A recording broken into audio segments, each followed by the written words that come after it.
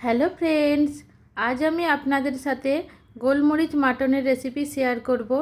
যদি রেসিপিটা ভালো লাগে লাইক কমেন্ট করবেন, ফ্যামিলি ফ্রেন্ডসদের সাথে শেয়ার করবেন, আর সাথে আমার চ্যানেলটাকে সাবস্ক্রাইব করে অল নোটিফিকেশনটা অন করে দেওয়ার অনুরোধ রইল, যাতে আমার ভিডিও আপলোড হবার সাথে সাথেই আপনাদের কাছে নোটিফিকেশন যায়। আসুন শুরু করা যাক আজকের রেসিপি।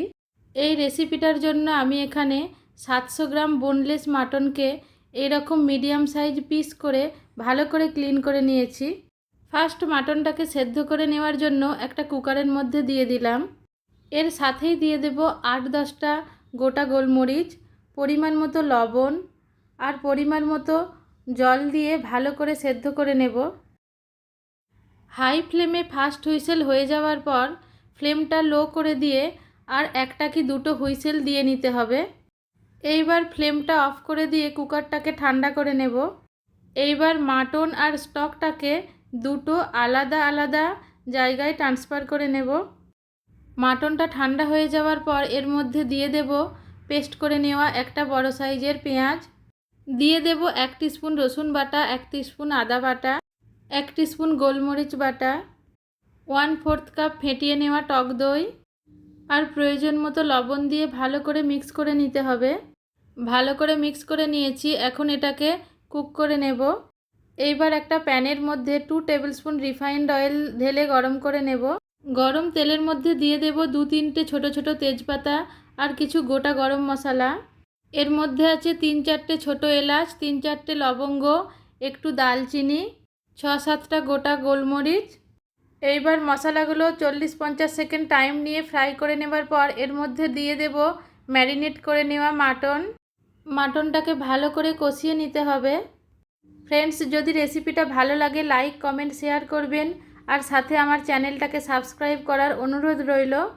ভালো করে মিক্স করে নিয়েছি, অয়েল সেপারেট হয়ে গেছে। এখন এটাতে ঢাকা লাগিয়ে 4 থেকে 5 মিনিটের জন্য লো ফ্লেমে রান্না করে নেব। ঢাকাটা খুলে আরেকবার মিক্স করে নেব। এরপর এতে দিয়ে দেব 1.5 টেবিলস্পুনের মতো কাজু পেস্ট আর 2 টিস্পুনের মতো নারকেল বাটা দিয়ে ভালো করে মিক্স করে নিতে হবে। প্রয়োজন হলে এই সময় প্রয়োজন মতো লবণ দিয়ে মিক্স করে নিতে হবে। এখন 1/4 টিস্পুনের মতো গোলমরিচ পাউডার দিয়ে মিক্স করে নিতে হবে। সব কিছু ভালো করে মিক্স করে নেওয়ার পর এর মধ্যে প্রয়োজন মতো মাটন স্টক দিয়ে মিক্স করে নিতে হবে। এইবার এর মধ্যে 1/2 টিস্পুন রোজ ওয়াটার, 1/2 টিস্পুন কেওড়া ওয়াটার আর 1 ড্রপ মিঠা আতর দিয়ে ভালো করে মিক্স করে নিতে হবে। সব কিছু মিক্স করে নেওয়ার পর ঢাকা লাগিয়ে লো ফ্লেমে আর 1 থেকে 2 মিনিটের জন্য কুক করে নিতে হবে। সার্ভ করার জন্য রেডি হয়ে গিয়েছে। এখন ফ্লেমটা অফ করে দেব আর এটাকে ডিশ আউট করে নেব। তৈরি হয়ে গেল খুবই সুস্বাদু গোলমরিচ মাটন। সার্ভ করে নিয়েছি, এটা হলো ফাইনাল লুক। এইবার এটাকে গরম গরম সার্ভ করে নিতে হবে রাইস, রুটি, পরোটা বা নিজের পছন্দ মতো ডিশের সাথে।